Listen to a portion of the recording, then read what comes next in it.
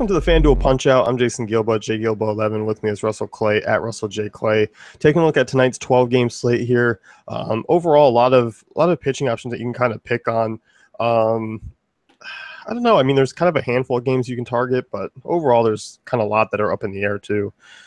Yeah, absolutely. I think there's a lot of different options to go at, and as we talked about in the pitching pod, I mean, there is some good matchups, but at the same time, there's definitely potentially highly owned guys that you can go at tonight. Yeah, definitely. And jumping in this first game here, Pirates and Padres, two very average right-handed pitchers on the hill. Obviously, a great ballpark for pitchers, but Pirates are predicted for over 5 runs. You have the Padres, who I still do think they have some pop, especially from the left side against a guy like Vogelsong. So I'm kind of okay today in kind of targeting some GPP plays from this game. Okay. I'm probably not, but I mean, I get the appeal of going at Vogelsong. Maybe a Yang Gervis, a Yang. I'll give it Yang at 3. I'm okay with that, but beyond him, I'm not really looking at many Padres. Yeah, I mean, you look at Schimpf, he's definitely cooled off. I think him and Dickerson are still intriguing GPP options, and obviously Solarte as well.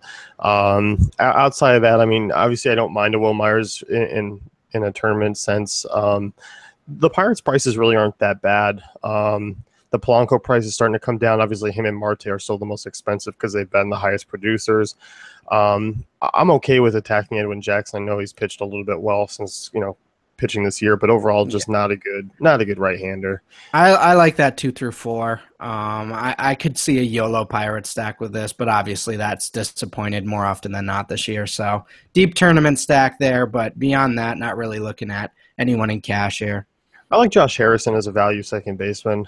Stolen base upside against his Padres team that just allowed a ton of stolen bases. And I like him given the fact that he's leading off now. Yeah, well, you're wrong. No, just kidding. No, that's a good call, too. Rays and Blue Jays next. 2 lefties on the hill, Jay Happ and Blake Snell. 2 lefties that have definitely performed well. I'm approaching this one as kind of a tournament sense as well, just because the prices are relatively higher. I don't mind some of the Rays right-handers. I don't mind a Longoria or Forsythe. I think after that, I'm definitely kind of leaning towards just using them. Maybe see where some of those righties come, like a Souza or Tim Beckham, if they're up in the top half. Maybe take a shot with them. Yeah, I don't mind the value at the end of the Rays lineup. I just have a tough time figuring out who's going to be the specific guy at the front of the lineup here. While you do like some of the righties, I'm just not totally confident in anyone in particular tonight. Yeah, I'm not either. I don't feel confident really in this game in general as far as hitters go. I mean, especially for the Blue Jays prices, because they really do have to pay off to kind of, go above that value. And Snell has been good against right-handed bats. I mean, definitely keeps the ball in the park, even with a low ground ball rate. He's been solid, misses bats. So I'm just kind of looking at the Jays as just kind of a contrarian move. I don't find myself paying up 4-6 for an Encarnacion. I think I'd rather take a stab at a Donaldson or even a Devin Travis. Well, something that's been popping up in the cafe value over the last few days is sort of the value bats in this Toronto lineup. So I know they definitely popped up yesterday. Devon Travis, Troy Tulowitzki, guys like that. I think those guys are intriguing to target Snell with as well. But I mean, I get what you're saying. They are a tournament stack for me still, but Encarnacion's price is tough to stomach. Yeah, definitely. So I think overall it's, first 2 games are good GPP options to target. Mm-hmm. Diamondbacks and Mets, Bartolo Colon versus Robbie Ray. I like the Diamondbacks bats here. I think they're in a good spot against Colon, who's obviously basically kind of your average right-handed pitcher at this point. Yes, he does have his ups and downs, but pretty mediocre against both sides of the plate. So I'm fine with some of these prices of like a Jake Lamb at 3,400, even a Goldschmidt for Segura 3.5. I don't mind those guys, but it's just kind of the stars there, not really anywhere else. Yeah, Goldschmidt and Lamb for me, and kind of move on from this lineup. Even Segura, I'm okay with, but yeah, I don't think we're diving down to the value in the Diamondbacks lineup tonight. No, I don't think so either. And while I'm a big fan of Robbie Ray tonight, I also can't knock what Neil Walker is doing lately. Just continues to crush, and he's been, solid against left-handers this year, and the power has been there. So I'm okay with using him at 3-2. Obviously, a Wilmer Flores at 2-8. After that, it's just kind of a move-on situation. Yeah, my boy Neil. I've been behind him his entire career, just doubting him. So, yeah, I'll be here playing Neil Walker once again. I do recall you saying I'm usually on Neil Walker. This was recently. I forgot who he was against, and you're like, but not tonight, not tonight, bud. Oh, I don't know. wow, I'll have that to was a go back and savage move by me. I definitely said that. I remember that. Yeah, definitely. I don't remember who it was against though. The good thing is someone will have to go through every pod that we've done to find Oh, it. I'm So. gonna do that. I'm gonna do that just so I know the Oh, name. oh, that would be not very nice of you. Yankees and Sox. Next one here: Drew Pomeranz versus Nathan Eovaldi. I'm not really looking at the Yankees bats here. You can make a case for some of these right-handers though, like a Starlin Castro at 2-8 in GPPs. If you wanted to punt down to a catcher, Gary Sanchez, obviously a talented backstop. After that, I'm not really looking at the lefties there. Yeah, I'm okay with that. I'm not totally in on the Yankees, though. I'm much more interested in the Red Sox in this game, obviously, as I'm sure you are as well. But I think this is a night to pay up for Red Sox. Ortiz, super expensive. Betts, super expensive, kind of like what we've been seeing. I'm okay with paying up for those guys, and I do like sort of the value bats-ish. Value air quotes in this lineup. So you look at like a Hanley. I'm okay with that guy, and as Travis Shaw as well. I'm curious to see how this Red Sox ownership is, just because they've been in a funk of late. I'm just, are people kind of off of them? Are people kind of going to go head back to the well again, especially against Eovaldi, who, struggles with left-handed bats? Yeah, and I think if I am paying up at first base for over Goldschmidt's price, I like Ortiz a little bit more here. Yeah, that's fair. So, Cardinals and Reds next here. Jaime Garcia versus Anthony Desclafani. You obviously have the stud stolen base king, Billy Hamilton, coming off another multi-stolen base night. I'm not really on the Reds here at their prices. I feel like I kind of like other options, and I like Garcia a little bit, so I'm kind of just staying away. Yeah, I'm with you. I don't necessarily see the cash option in this game that I'd want. I like Votto as sort of a tournament punt. I like Duvall as a tournament punt. And on the other side, I'm okay with Piscotty in sort of some situations, but not cash. Yeah, I mean, I'm more on the lefties for the Cardinals. I don't mind a Brandon Moss or Adams, and obviously Carpenter is a fine pay-up option. Desclafani's been serviceable, I mean, this year since coming back from injury. But overall, going back to last year, 347 WOBA to lefties, 1.29 home runs per nine. So they do stand out as far as kind of options with some upside. Mm-hmm. Rockies and Rangers here, Texas and Colorado in Texas. I'm definitely all about this game. There's certainly some options in this game. I mean, you look at Ian Desmond. I'm definitely loving that price. I expected him to be over 4 today, just because he generally gets a little overpriced for me. But 38, I'm okay with him in cash. Yeah, I am too, and I'm just intrigued with the rest of these prices. I mean, Beltre 3,200, Lucroy 3,500. I mean, even Shin-Soo Choo has been good against lefties this year. I'm okay with him. He's more of a tournament guy for me. But yeah, I mean, all those prices are really solid for a team that's at home against a weak lefty. I'm certainly looking at them. Yeah, definitely. As far as the Rockies go, for me, I don't mind some of the bats here. I don't mind Arenado, of course. Mark Reynolds and Rayburn, I mean, obviously are kind of two GPP options, but the Rockies are more just a tournament team.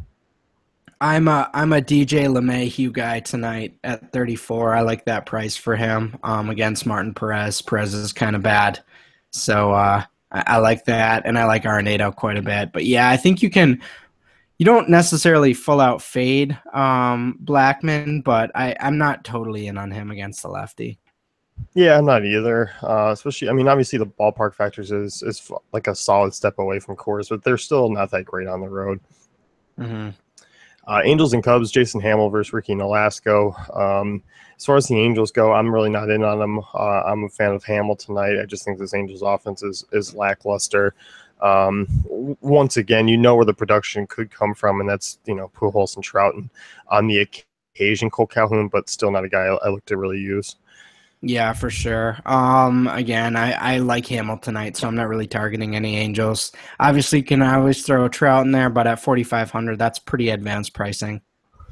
Yeah, it definitely is, and I think looking at the Cubs bats, I mean they're priced up really high, but obviously in a good spot against Nolasco. Struggles with both sides of the plate, and obviously once again I'm fine with using the front four, but it's more of one off or maybe two situations where I go after him. I'm not sure I'm in on the whole Cubs stack. I might be dipping down here, maybe to an Addison Russell or Jason Hayward for a little value in this lineup. Like you mentioned, Alaska struggles against both sides of the plate. Doesn't necessarily give up a ton of home runs, but I think there's some upside with the later guys in this lineup. Yeah, definitely. I mean, there is some value there, and if Jorge Soler's hitting fifth again, I mean, hey, I'll take a shot at him. I mean, Hmm. Velasco, against righties isn't really that great. 368 WOBA, going back to last year, so I'm okay with using some of those right-handed bats there. Right. Houston and Minnesota, and this was an interesting one to break down when we talked about pitchers. I think it is one game that could kind of go one way or the other. For me, I just don't like the prices of some of these guys. I think that's my issue. But I don't mind using a Brian Dozier at 3.3 in a GPP sense, or still a Sano at 3.6. I love the Twins righties in tournaments. Definitely not cash, but the prices are reasonable. I mean, even a Trevor Plouffe at 25. I like these prices. I think they're great tournament punts. Yeah, definitely. And the one kind of price that sort of stands out to me is Carlos Correa at 3,600, coming off a solid game. I don't mind him against Santana. I'm not quite sure. I'm paying up and using a Springer when I'm looking at the guys around him, or an Altuve. Obviously, we know his upside. For me, it's just kind of Correa, and then I'm moving on. Yeah, I agree. You do like that price, but overall, I think we do both like Santana tonight quite a bit. So I think this could be a night where I don't know that I'm fading Astros, but I don't think I'm getting much exposure either. No, I'll have a little bit, but nothing crazy. Yeah. Braves and Brewers. I mean, this was a disappointing game last night. I was expecting more runs with both those two pitchers on the hill. It was sort of a bummer. Um, Looking at the matchup here, obviously Chase Anderson, a reverse splits guy, 367 WOBA to the right-handers, 1.62 runs per nine. Not a ton of righties in this one, but obviously Matt Kemp at 3 is certainly worth a look in tournaments. But I'm not really a big fan of his price. I'm okay with the Freeman though. Yeah, obviously love Freeman against the righty. 3,900's a deal for me. The rest of this lineup, though, I'm not that high on them. I guess I could see taking a chance on the top two there, Ibar and Encarte at 2,800. But overall, I kind of dig Chase a little bit tonight. So I'm not totally not in the way that I'm starting him, but I'm not going at him with a weak Braves lineup.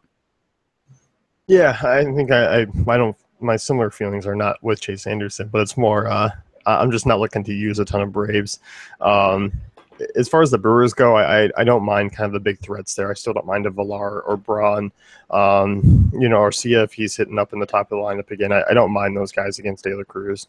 Yeah, definitely. Overall, just kind of a good matchup for the Brewers. So I think you can definitely stack and feel pretty comfortable about quite a few guys in this lineup. I mean, that 3 through 6 is kind of calling my name right now.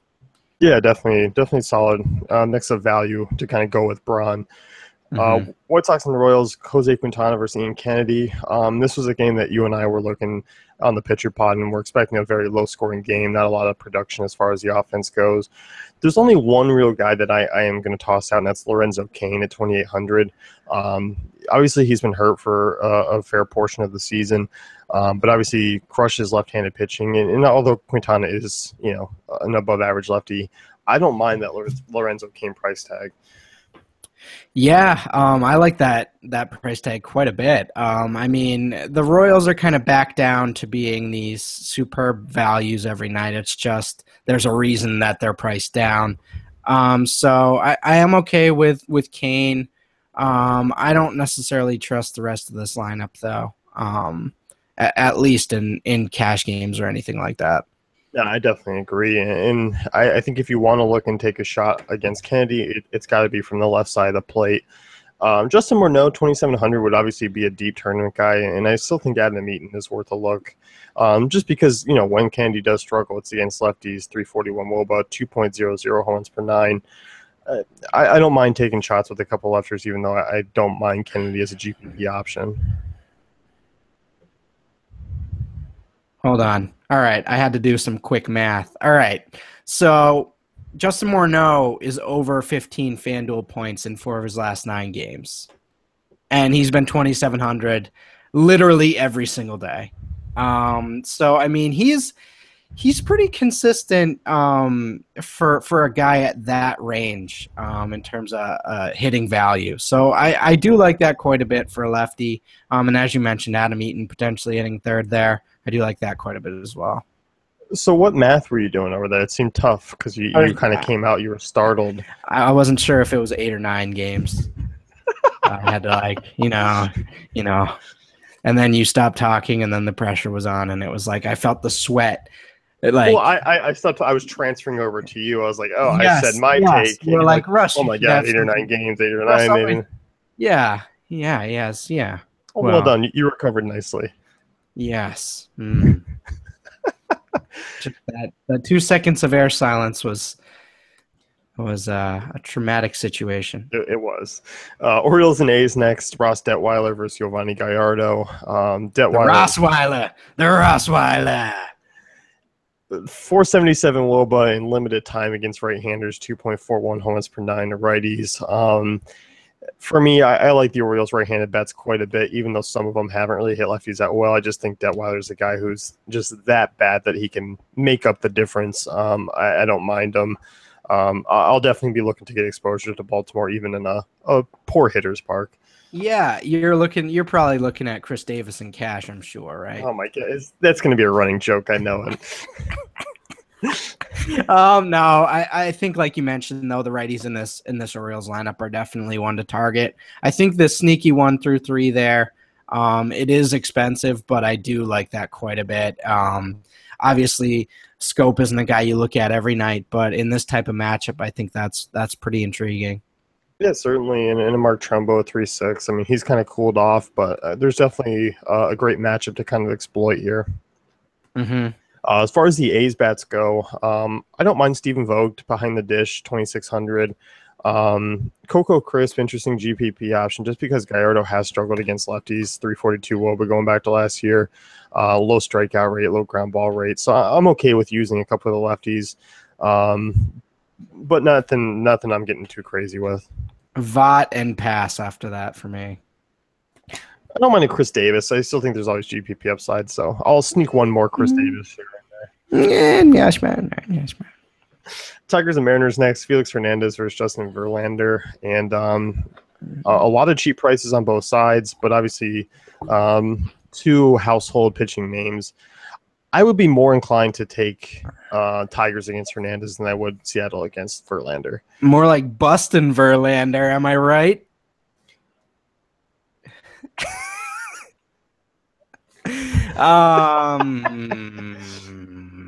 Cano Seager, pretty straightforward. I don't like touching the top 2 in the Mariners lineup most nights. I think we can go with that grouping. I'm not totally afraid of Verlander, but they are just tournament guys for me. Yeah, I mean, you're definitely more of a Seattle middle of the order guy. I'm a Seattle lefty. Lefty's got to stick together there, pal. I know. I'm not quite on the Seattle guys. I rather take shots with the Tigers bats. I mean, I like the Miguel Cabrera price tag at 3.5, VMAR at 3K. I rather kind of go against a Hernandez that hasn't really pitched all that well this year and towards the later half of last year. So obviously it's just more of a GPP sense, if anything. Oh yeah, I like the Tigers too. No knock against the Tigers for my love of lefties. They just don't have, Victor Martinez kind of wishy-washy with his left-handedness. I just want people to be more open about being left-handed, Like, it's not embarrassing. Yeah, we have higher odds of dying. Factually, that's true.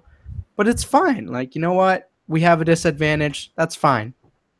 move forward, strong, loud and strong. And that's something I didn't know. So I learned a lesson too. I didn't know you guys Yeah. die quicker than the righties. Yep. Well, that's interesting. Mm-hmm. So we'll end this podcast on a high note of talking about death. That's going to wrap things up with the FanDuel Punch Out. Be sure to check out DailyFantasyCafe.com.